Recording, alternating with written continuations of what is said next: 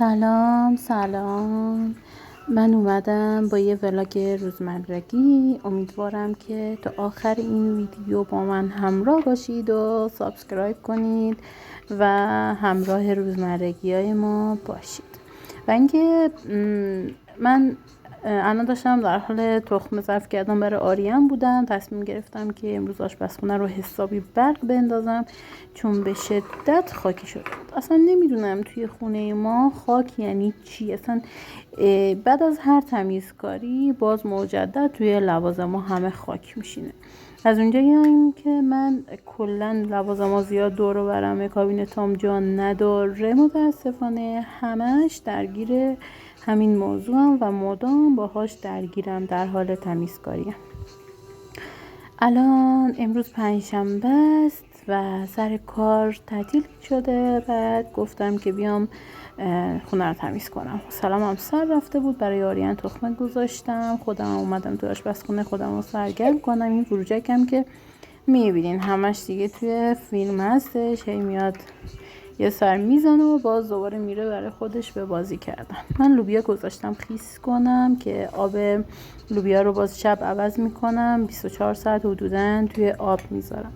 اون ظرف سبز رنگی هم این ورجه کنه که تو رو خدا، اون ظرف سبز رنگی هم که میبینی لگنه داخلش قارچ هستش که مقدار زیادی گرفتم، میخوام فریز کنم.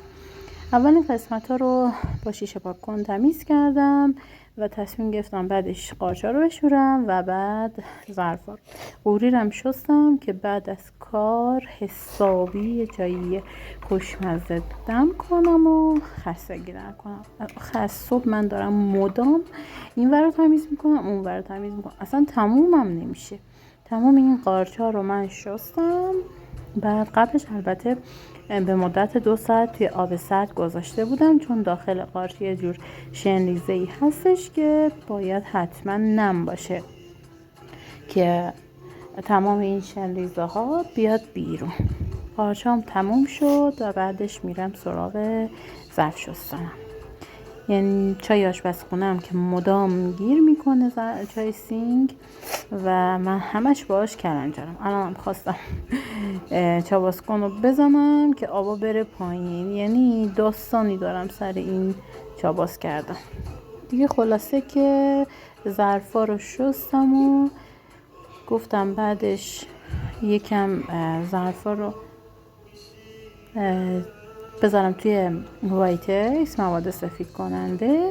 الان تقریبا هفته 1 بار یا مثلا 2 هفته 1 بار من این کار رو انجام میدم، چون که به هر حال چای میخوریم، دمنوش، حالا از مدام از لیوانا در حال استفاده کردن. بهتره این کار رو انجام بدید و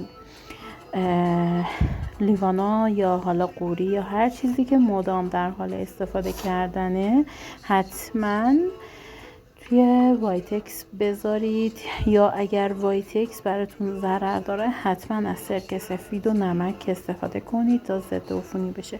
ولی اگر بخواید سرکه سفید بزنید تقریبا هر 2-3 روزی باید این کار رو انجام بدید که خیلی ماندگاری سفیدی لیوانا بیشتر از وایتکس. وایتکس یکم زودتر لیوانا رو زرد میکنه، ولی خب سرکه کم، مثلا تایم بیشتری لیوان سفیده. پروژه رو نگاه کنید تو رو خدا، هی میاد جلوی دوربین یه نمایی به شما نشون میده و میره. بعد از اینکه ظرفامو شستم، بعد اون استکانایی که توی وایتک گذاشتم قشنگ اسکاچتون رو تمیز کنید و چون که وایتکس به هر حال برای بدن ضرر داره که قشنگ همه اون مایع سفید کننده با اسکاچی که تمیز کردین و مایع زدین مجدد یعنی بشورینش که بعد خواستین این کار رو انجام بدین تمیز بشه استکان. حالا چون به هر حال همتون توی خونه هاتون بچه کوچیک هست یا اصلا برای خودتون، حتی اگه مریضم نباشین خدایی نکرده برای ریه خطرناکه. گفتم بهتون یادآوری کنم که این کار رو یه وقت مثلا سرسری از کنارش رد نشید.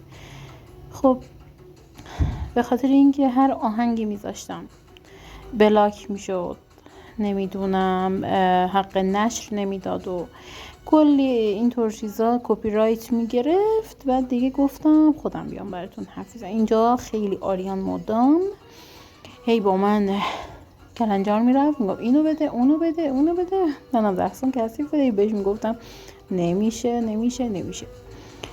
و این ویدیو خیلی بلندتر از این حرفا بود، نزدیک به 1 ساعت بود، ولی متاسفانه چون هم فضای گوشیم پر شده بود و هم من نتونستم بیشتر از این مثلا برای شما صحبت کنم، ترجیح دادم که این ویدیو رو یکم کوتاه کنم و یکم مثلا بتونم حالا باتون صحبت کنم، چون دفعه اولی دارم باتون اینجوری، حالا همیشه رو در رو صحبت کردم، اینجوری صحبت میکنم یکم برام سخت بود، نمیدونستم واقعا چی باید بگم مثلا توی ویدیو، ولی گفتم یه مقداری.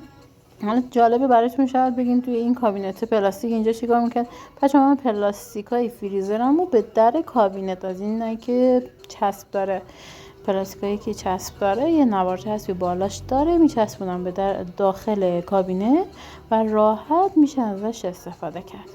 خب من تمام دیوار سینگو چیز کردم، وایتکسی کردم، شیرالاتم همینطور، پشت شیرم همینجور وایتکس زدم و تمیز شستم. یه برق عجیبی افتاد، دارم میخواست بهتون نشون بدم که چقدر تمیز شد، ولی انقدر ویدیو رو تون کردم و گوشیم هم یه لحظه ارور داد، نتونستم مدام یعنی ادامه ویدیو رو بگیرم، ترجیح دادم همین مقدار. حالا با هم همراه باشید، از این به بعد ویدیوهای ولاگ بیشتری براتون میذارم.